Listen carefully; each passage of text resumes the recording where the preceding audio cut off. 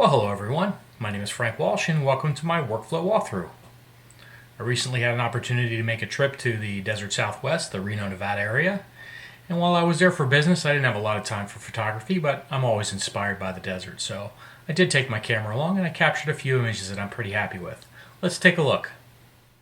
Hi, welcome back to my Darktable library. On the screen are some of the images that I captured while I was in the Reno area. Actually, these are all the ones that I've kept. I've already gone through the process of importing them into Darktable and culling them to get rid of duplicates that didn't have as good of a composition or otherwise. So um, I've done a little bit of processing on some of them, but I'll walk you through the steps that I did to get where I am with the photo. Mostly, I focused on some landscapes, but I also did manage to capture some images inside a local brewery that I thought were pretty neat. I ran across some interesting scenes, including some of the wild horses that roam the area. So let's take a look at a couple of these images. First, let's start with the basic landscape. Okay, and this is my process version. And if we go back and we see where we came out of camera, this is where we started out. So when I looked at this image was black and white in my mind. Now, for sure, you could do something with color processing here, and we can take a look at that. But to me, the image is very monochromatic, even as it stands. The tones in the Reno area are all browns, and having this little splash of green really gave me more of an opportunity for tonal contrast than it did necessarily for a color contrast. There's not a lot of color contrast between the greens of these trees and the green or the yellow browns of the surrounding hillsides. But what I did like when I saw the scene, and it wasn't the best time of day for lighting, but I did like the texture of the light across the hillside, and I thought I could really pull that out, and I felt that there was pretty good texture in the light coming through the sagebrush along the lower hills. And gave it a nice texture. So right out of the boat, this was the exposure that Darktable gave me, and I went in to my exposure module. And if we take a look at what I've done there, I've increased the exposure by 1 EV. If I turn that off, we'll see where the raw file is, and if I turn that back on, we'll see where the exposure was corrected to. And just looking at my histogram here, I see that I haven't clipped any highlights in this case. Didn't really need to do anything beyond that. So increase the exposure slightly. Now, since this is going to be a black and white image, I'm not really going to do too much more with exposure beyond this until I've converted to monochrome.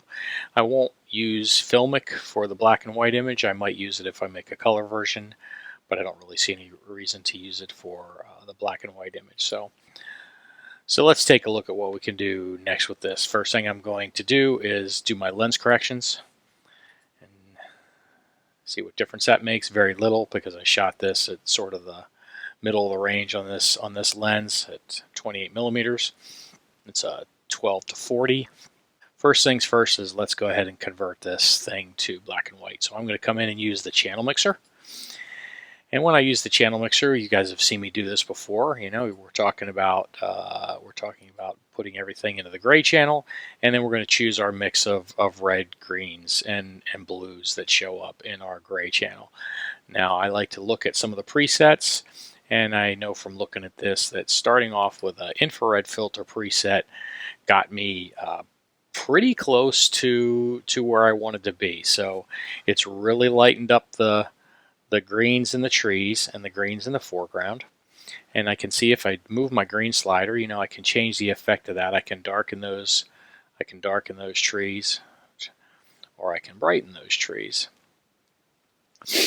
And again, there's not a lot of color contrast between the trees and the rest of the image, so the effect is pretty uniform across the board. Now, I see I have plenty of room on my histogram here. I can try to deepen my blacks through the channel mixer by maybe changing my red mix or my blue mix. and I just play with those, and I look at what it does to my sky, and I look at what it does to my foreground until I have the look that I want. Now, there's purists who say that if you add up the values of the red, green, and blue channels, that they have to equal 1. I don't subscribe to that. I think you adjust the red, green, and blue channels until you have the image look that you want. And what I want is going to be probably somewhere pretty close to where we started. I want to make sure that I have everything in the histogram. I don't want to lose anything, clip anything out. But I also don't need to give myself a lot of room on either end. So I'm going to start here. This is where I'm going to start at pretty close to the presets that we had. Now, what I wanted to do is I want to get a little bit more contrast in the hillside here. I'm pretty happy with the contrast that I have in the trees. I feel like I've got nice deep blacks and nice bright highlights. Feel pretty good about all that. But I'm looking for a little bit more pop up here. So the first thing I'll do is just maybe make some overall contrast adjustments to the image using the RGB curves module. So I'm going to enable the RGB curves module, and I'm going to go ahead and pull down on my blacks because I've got room there, and then I'm going to pull up on sort of these midtones, pull up on my highlights. All right, and that's getting a little bit closer. Now what I think I'm going to do is enable a second instance of the RGB curves just to work on the hillside here. So I'm going to come up to duplicate instance, and I'm going to make a new one. And I need to know what I'm working with here, so I'm going to use the color picker here, and it says control click to select an area. So I'm going to control click it, and then I'm going to select the hillside here and see this is the area of the tone curve that the hillside's in. If I come up here and take a look at this, yeah, it's a slightly narrow. So if I want to increase the contrast here, I can grab the left side of that area and pull it down to make it darker. Grab the right side of that area and pull it up to make it brighter. And I can do that to my satisfaction. Now, of course, it affected the rest of the image, but we'll change that with some masks. I'm pretty happy with what it's done with the top part of the image here. Let's turn this off and turn it back on. And for sure, these hills now have a lot more contrast and are looking a lot more the way I want them to look. Now, let me take a look at what it's done in the middle hillside here and see if it's... So the middle hillside actually, yeah, I don't want to affect that as much. It's getting a little bit overdone.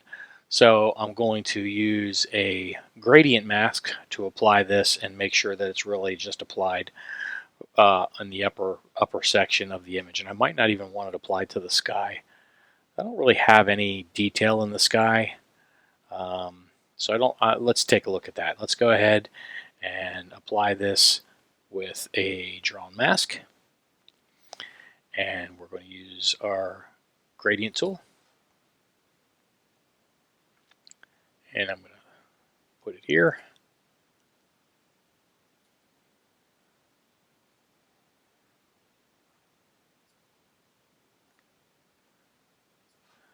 Alright, so now we are only applying this effect to the top part of the image. Turn it off. Turn it on. Okay, so I'm pretty happy with that. Now what I'm going to do is use one of the new tools, newer tools anyway, new to me, that allows you to curve the gradient. And I'm going to just curve this gradient by scrolling a little bit, curve it down, and then just push it up a little bit higher, so that I have a little bit less effect on this brighter part of the hill right here. And again, let's turn this guy off so we see the before, what we have in the sky and the hills. Turn it back on, and we now have more contrast in the hills, and we have already had good contrast down here in the trees. I'm going to zoom in and see what my noise situation looks like. I'm not too worried about noise in this image because it is black and white. But if I want to reduce that a little bit, I can use profile denoise. We're talking about lumen noise here, not color noise, since we have a black and white image. Yeah, and that has just smoothed things out way too much. So let's pull the strength down to about 50%. See what that looks like. And I'm just not happy with the noise reduction in this image. I prefer it off, even though it looks a little crunchy in the shadows. Looking at it at full size, it doesn't look too bad at all. Maybe I've gone a little bit too crazy with the second instance of this curve, so I'll just dial back the opacity on that a little bit. See if that eases up on some of the crunchiness. All right, now the last thing I want to do is I want to try out a little bit of local contrast. Dial that back a little bit. Since I already added a lot of contrast into the image, I don't need the local contrast to be quite so strong.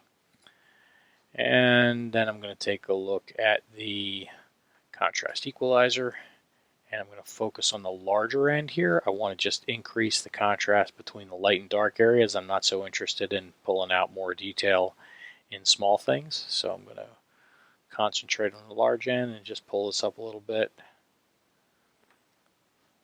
That's a little bit much, so we'll just dial back the mix. We'll take a look at before and after. Yeah, I'm happy with that. So yeah, this is a fairly typical desert image, and I'm satisfied with it. This is nothing spectacular, but I really liked it. I like the line across the bottom here, and then the diagonal of the trees going this way, and another horizontal line in the midsection, and then the triangle formed by the sky and the mountains here. I think just gives a nice zigzag through the image. We're going this way, and then back this way, and then back the trees this way, and then back this way. We've got another triangle. So we've got a series of triangles here, right? We've got a little rectangle at the bottom, triangle, triangle, rectangle, triangle, triangle, and I just like the way the layers feel in this image. This is why I made this image. Subject matter is nothing stunning, but it is a beautiful area. The little lone piece of fence here that jumps out at you along the fence row where the gate is, I thought that was a nice addition. I would have preferred it if this house wasn't there, but I'm certainly not going to go through the trouble of trying to clone it out. All right, so that's that image. I think we're going to call that image done. Let's take a look at something a little bit different. Here's a nice image from inside the local brewery that I thought was pretty neat. These were the barrels where they have some of their stouts aging. nice texture from the liquids that have weeped through the seams in the barrel. Not a whole lot to do on this image, and I think this image might look a little bit better in color than it does in black and white. Let's take a look. First, I'm going to do a lens correction. Then I'm going to look at the crops on this. I think this is going to be probably better cropped because I want to get rid of this. If I turn the crop module off, I have this piece of wall over here that's quite bright that I'm not crazy about. So first I want to straighten the image a little bit. I'm just going to do that with my scroll wheel until it looks right. That feels more balanced, and I like this crop. It's not quite a square crop, it's an 8x10 crop. And I'm just going to go right to the edge here to eliminate that wall. Yeah, that's good. Okay, so feeling pretty good about that. I think the exposure on this image is okay. If we take a look at exposure, again, I've increased the exposure by 1 EV. if I turn that module off, the image is quite a bit darker. Turn it on, that's where we want to be. We're going to take a look at the RGB curves. Filmic is turned on in this image. I haven't made any adjustments, just the defaults. If I come and look at the RGB curves to increase contrast, I'll pull down on my darks and pull up on my midtones just to increase the contrast through the midtones a little bit. I'm not really worried about losing any of the dark parts of this image. Okay, now let's go into the color balance module. Let's crank up our saturation a little bit here and see what that does for us. Turning up my output saturation. I mean, there's not a lot of color in this image.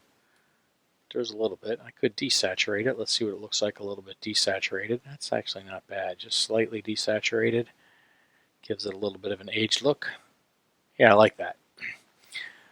Alright, now let's turn on local contrast. We're pretty good there. Let's go to the contrast equalizer. And let's pull up some of the detail in this guy.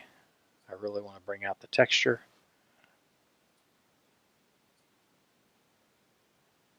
Yeah, that's good. Maybe even a little bit larger textures. I'm liking that.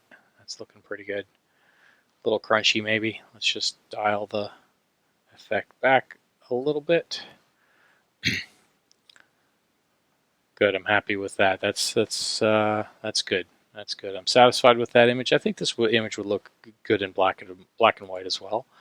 I can take a quick look at that. We'll just jump over here to the channel mixer.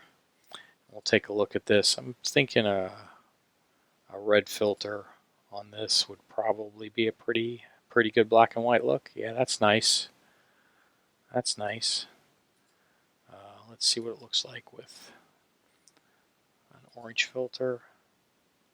Not much difference.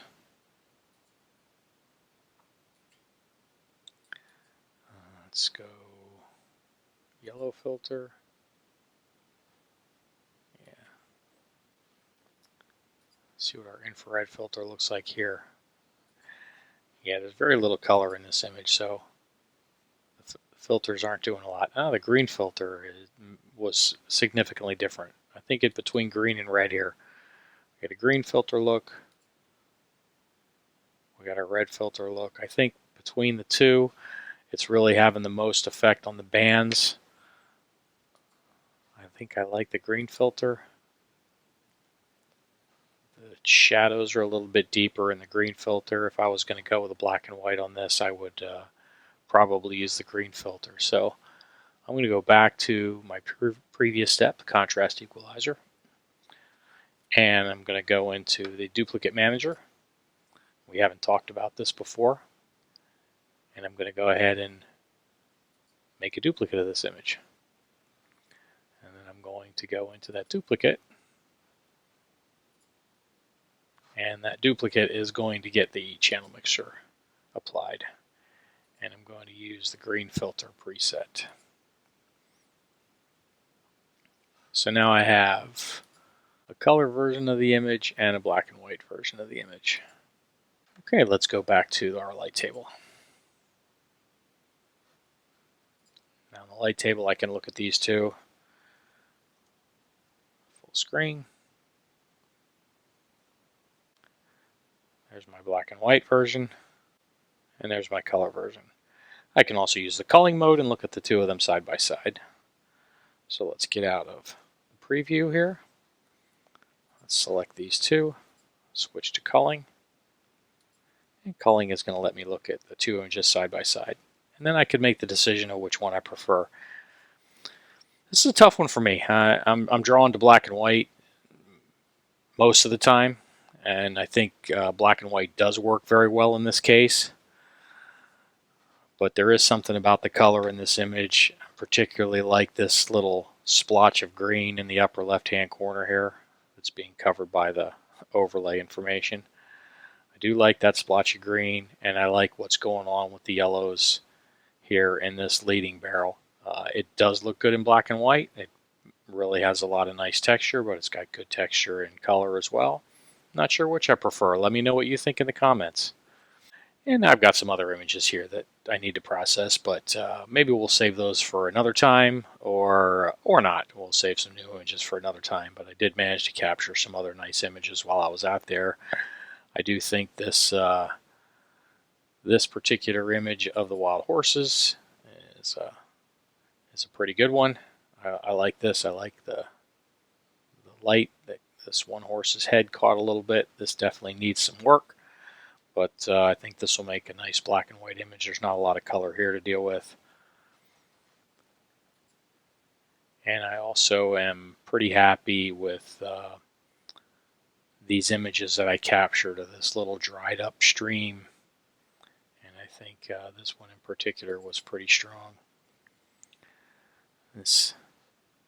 The mineral deposits around this stream have a lot of color in them. This will definitely be a color image, and the fact that the water level has just been receding has left these lines of color on this rock right in the middle, and I think that's really, really pretty interesting, the yellow and the orange and the browns. So I'm definitely going to be working on that image as well, and you'll see some of those posted on my social media channels. All right, so let's call it a day, folks. Okay, so thanks for joining me. I hope you found that interesting and informative. And listen, if there's anything specific that you'd like to see done with Darktable or other open source editing tools that I have experience with, which isn't that many, let me know in the comments and I'll see if I can work it in. You know, my purpose here isn't really to make these things be strict tutorials. I think there's plenty of good stuff out there on YouTube already with that. You know, it's going to be impossible for me to do any better than Bruce Williams does when he gets into the details of the modules and tells you exactly how to use them. My intention is really just to show you sort of start to finish processing an entire picture. It gives you a little touch of a lot of things. I don't know if it's useful. There seem to be a few people interested in it. You know, I'm doing the work anyway, so I figure I might as well record it, and if someone gets benefit out of it, then great. So let me know what you think. If you'd like to see something different, I'll see what I can do. Thanks, and goodbye.